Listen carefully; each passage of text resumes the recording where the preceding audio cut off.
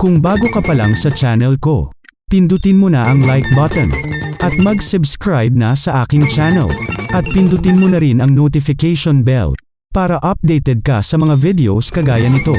At simulan natin ang kwento. Ito ay isang normal na umaga sa Los Angeles at lahat ay dumadaan sa karaniwang gawain sa mga abalang lansangan. Bago pumasok sa trabaho, ang bagong direktor ng Office of Emergency Management na si Mike ay nagluluto ng almusal para sa kanyang sarili at sa kanyang 13 taong gulang na anak na babae na si Kelly, na nagkakaroon ng ilang mga problema sa pag-uugali dahil sa kamakailang diborsyo ng kanyang magulang. Aalis na sana ang mag-ama para magbakasyon ngayon, ngunit biglang lumindol sa lungsod. Ito ay panandalian lang ngunit medyo malakas, at sa ospital, si Dr. Calder ay kailangang hawakan ang kanyang pasyente upang pigilan itong mahulog mula sa stretcher. Nagpasya pa rin si Mike na ito ay isang emergency at siya ay papasok sa trabaho sa halip na magbakasyon, kaya't si Kelly ay mananatili sa isang babysitter. Nang makarating siya sa opisina, ipinaalam sa kanya ng kanyang katrabaho na si Emmett na walang malubhang pinsalang dulot ng lindol kaya dapat siyang bumalik sa bakasyon. Gayunpaman, si Mike ay tinignan ito ng mabuti at natuklasan na ang pangunahing tubig ay pumutok at ang gas ay nawala rin. Samantala, sa parke, ang ilang construction worker ay nagtatrabaho sa Red Line subway extension ngunit tumitaya din sa magnitude ng lindol.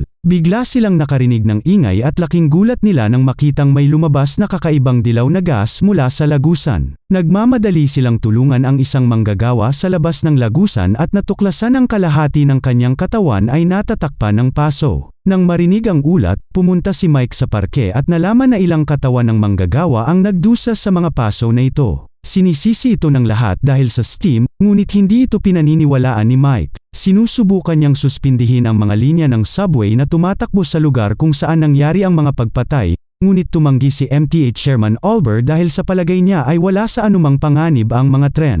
Ipinagmamalaki ni Olber ang kanyang proyekto kung kaya't hindi niya pinapansin ang mga kahilingang ihinto ang pagtatayo ng riles. Samantala, dinala ang mga bangkay sa medical forensics upang masuri, at laking gulat ni Calder na may naamoy na kakaiba sa mga paso ng biktima na nagpapahiwatig na hindi ito galing sa steam o gas. Makalipas ang ilang sandali, dumating din si Emmett sa parke upang subukang alisin si Mike sa kaso, dahil hindi nila gawain ang ayusin ang pagtagas ng mga gas, ngunit matigas ang ulo ni Mike. Nilabag ang mga patakaran, nagpasya si Mike at ang kanyang katrabaho na si Gator na bumaba sa ilalim ng imburnal upang makahanap ng mga pahiwatig. Saglit silang gumigala at napansin nila na umiinit na ang hangin kaya nahihirapan silang huminga dahil sa usok. Dahil ang tunnel ay nasa tabi mismo ng subway, nanginginig ito sa tuwing may dumadaan na tren. Nang tumingin si Gator sa ibaba, nakakita siya ng isang grupo ng mga nasunog na daga, at napagtanto nila na ang kanilang mga guwantes na goma ay unti-unting natutunaw din. Biglang bumubuhos ang mga nakakapasong gas mula sa isang bitak ng semento at binabaha ang lagusan,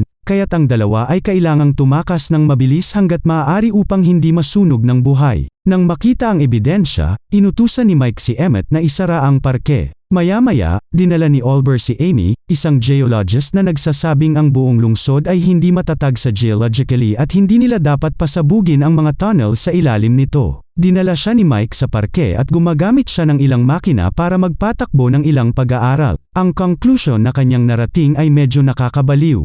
Naniniwala siya na ang isang bulkan ay mabilis na lumalaki sa ilalim ng lungsod, na may lava streaming sa ilalim ng lupa. Sa kasamaang palad, ito ay isang teorya pa rin at wala siyang katibayan upang kumbinsihin si Mike na nakahanap ng ideya ng lava sa Los Angeles na katawa-tawa. Samantala, walang nakakapansin na unti-unting lumulubog ang rebulto sa fountain ng park. Kinagabihan, siniyasat ni Amy at ng kanyang assistant na si Rachel ang pinangyarihan ng aksidente sa storm drain, kung saan nakita nila ang isang bitak sa lupa na naglabas ng gas kanina. Ang dalawa ay gumigala sa mga lagusan sa ilalim ng lupa na kumukuha ng mga sample at naghahanap ng paliwanag nang biglang tumama ang isang malakas na lindol sa lugar. Ang isang ito ay mas malakas at nagawang patayin ang power sa buong lungsod. Sa bahay, nagmamadaling bumangon si Mike sa kama upang hanapin ang kanyang anak at dinala siya sa isang ligtas na lugar. Sa ilalim ng lupa, sinubukan ng tsuper ng tren na ihinto ang sasakyan, ngunit tumama pa rin ito sa mga nahuhulog na bato. Nabutas ng malakas na lindol ang isang crack sa lagusan kung nasaan ang mga siyentipiko, at nahulog si Rachel, na iniwan siyang nakabitin sa gilid. Sinubukan ni Amy na iligtas siya, ngunit lumalakas ang usok at ang lagusan ay nagiging mas mainit sa bawat segundo. Isang nagniningas na pagsabog ng steam ang tumama kay Rachel at nasunog siya hanggang sa mamatay, na ikinagulat ni Amy. Paglabas niya sa lagusan, napansin niyang kumukulo ang tubig sa fountain. Unti-unting binubuksan ang mga generator sa pinakamahalagang gusali sa bayan. Umalis si Mike sa bahay at isinama si Kelly, sa pag-aakalang mapapanatili niya itong ligtas sa opisina. Biglang nagsimulang lumabas ang malalaking steam geyser mula sa bawat manhole sa mga lansangan. Huminto ang mga sasakyan upang maghintay, ngunit lalo lang itong lumalala at ngayon ay bumabagsak ang usok at mga bato sa buong lugar. Pinagmamasdan ni Mike ang isang malaking usok sa pagkabigla bago ang mga maliliit na bato ay napalitan ng aktwal na mga bomba ng lava na nagsisimulang magdulot ng mga apoy sa tuwing tumetama ang mga ito. Ang ilang mga bahay ay sumasabog, at ang mga gusali at iba pang istruktura tulad ng mga ilaw ng trapiko ay nawasak dahil ang mga bumabagsak na mga labi ay nagdudulot ng mga aksidente para sa mga mamamayan na nagtatangkang magmaneho palayo sa takot. Sa opisina ng MTA, nabalitaan ni Oliver ang tungkol sa tren na naipit sa mga lagusan at nagpasyang pamunuan ang isang team para iligtas sila. Samantala, pinapakalma ng driver ang takot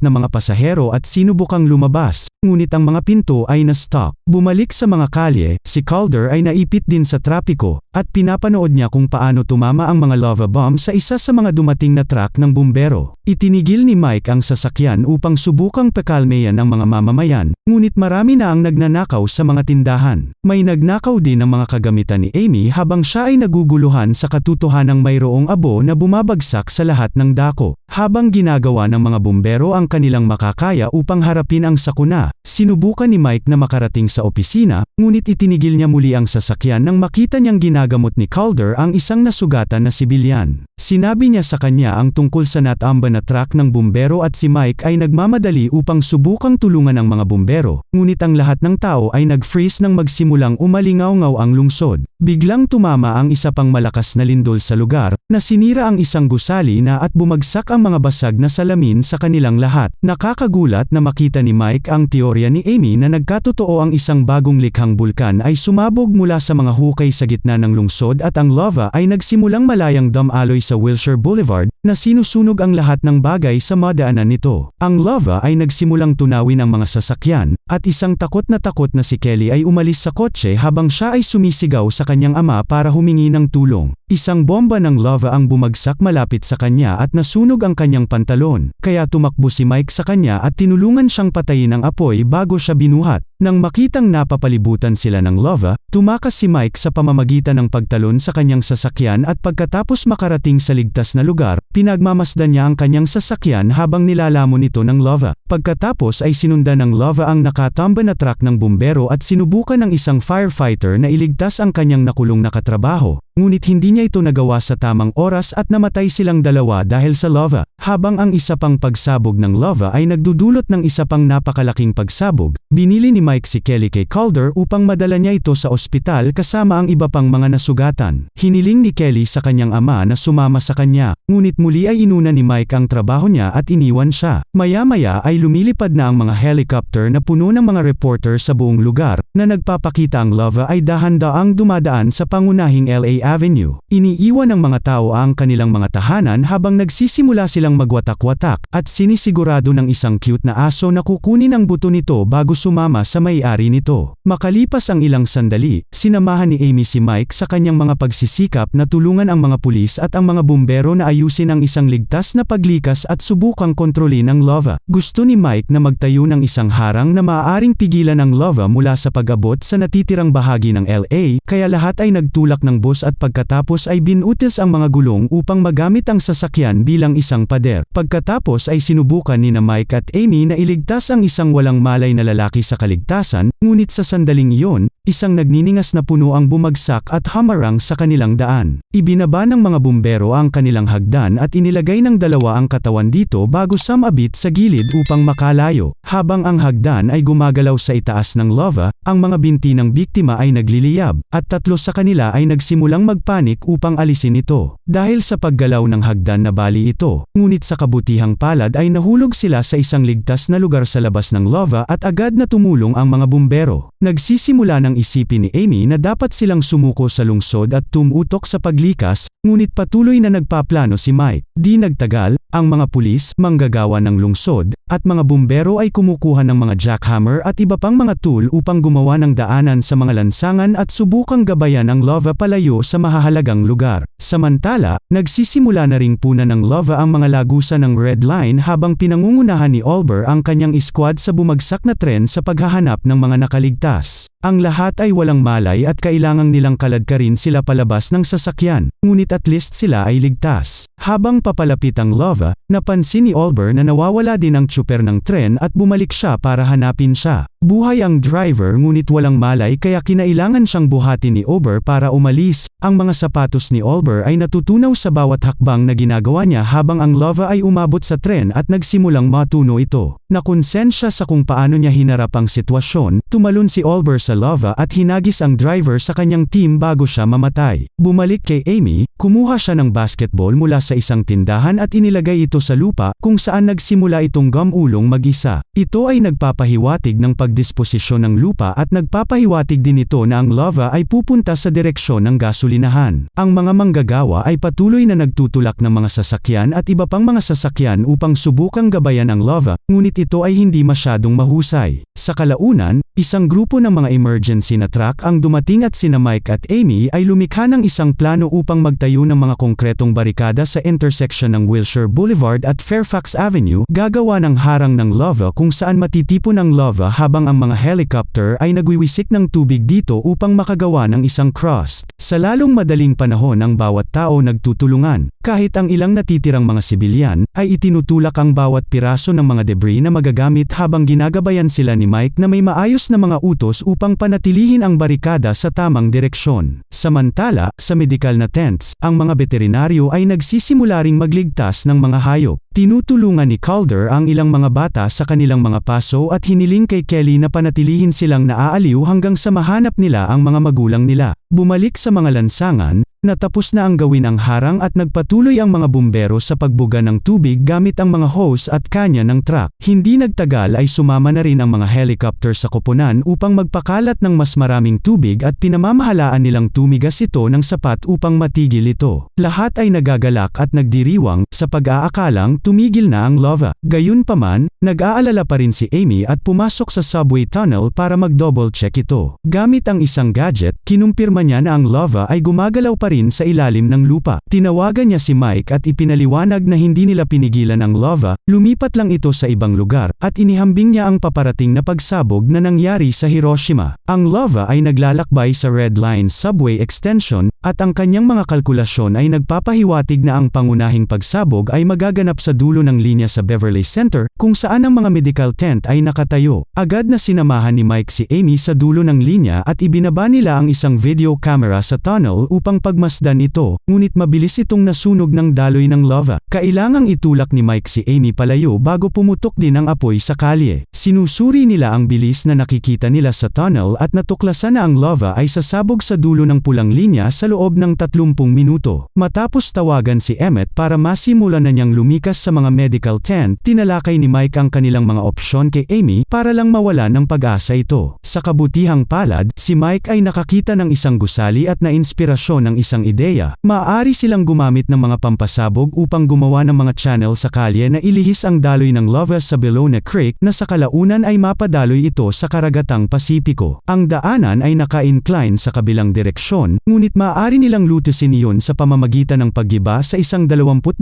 palapag na gusali ng kondominium na dapat na pumigil sa pagpasok ng lava sa lungsod. Hiniling ni Mike kay Amy na hanapin ang kanyang anak habang sinisimula ng team ang pag-set up ng mga pampasabog. Gayunpaman, nang makarating si Amy sa mga grupo ng mga biktima, natuklasan niyang wala na si Kelly doon dahil nawala ang isa sa mga bata at hinahanap siya doon. Bumalik sa koponan, tumatakbo sila sa buong lugar dahil mayroon lamang silang 20 minuto upang may handa ang lahat. Si Gator at ang kanyang mga tauhan ay naglalagay ng mga bomba sa loob ng gitna, ngunit sa sandaling iyon, nagsimulang tumama muli ang malakas na lindol sa lugar. Nangyari ang malaking pagsabog ng mas maaga kaysa sa inaasahan at nawasak ang kalye, na nagdulot ng pagkagulat sa lahat at maraming mga pasyente ang nasunog habang sila ay inililikas. Sa loob ng gitna, isa sa mga manggagawa ang nakulong sa ilalim ng isang core column na winasak ng lindol at hindi sapat ang lakas ni Gator para itulak ito palayo. Papalapit na ang lava, ngunit tumanggi si Gator na umalis sa misyon at pinili ang sakripisyo upang pasabugin ang huling pagsabog. Isa-isang nagsimulang pumutok ang mga pampasabog, ngunit sa sandaling iyon ay napansin ni Mike si Kelly at ang maliit na batang lalaki ay nasa landas ng mga pagsabog. Tumakbo siya ng mabilis hanggat kaya niya at itinulak pababa ang kanyang anak na babae at ang batang lalaki habang gumuguho ang buong gusali. Sa kabutihang palad, ang plano ay ganap na gumana at nagawang mapapunta ang lava sa lagusan at matagumpay na ginagabayan ang lava patungo sa karagatan. Sa pangwakas na kwento, habang ipinagdiriwang ng mga tao ang tagumpay, hinahanap ni Amy ang kanyang bagong kaibigan. Biglang may lumabas na kamay mula sa tumpok ng mga labi ng mga bato, at lumabas si Mike kasama si Kelly at ang maliit na bata, lahat sila ay buhay at maayos.